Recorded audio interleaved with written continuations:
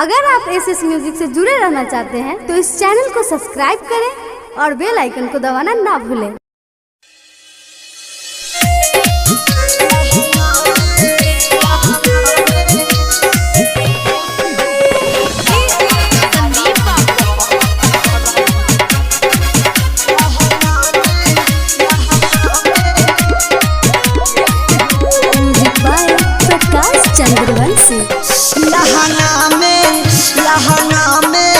लहना में लगा दी ऐसी हो बरता गरमी बेसी हो। लहना में लगा दी ऐसी हो बरता गरमी बेसी हो।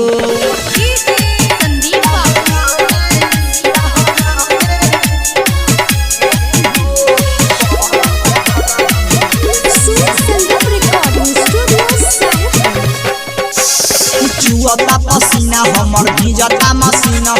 गरमी से ठीक रहे जाड़ा वाला दिन हो। चुअता पसीना हमर भिजता मसीना हो।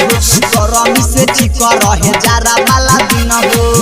हम हाई लड़की देसी हो बरता गरमी बेसी हो। लहंगा में लगा दी ऐसी हो बरता गरमी बेसी हो।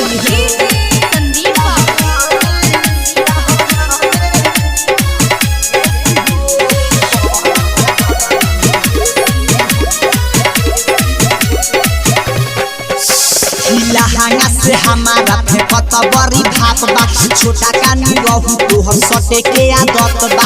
लहंगा से हमारा फेंकत बड़ी भाप बा। हीरा जब है सनोज तोहर सटे के आदत बा।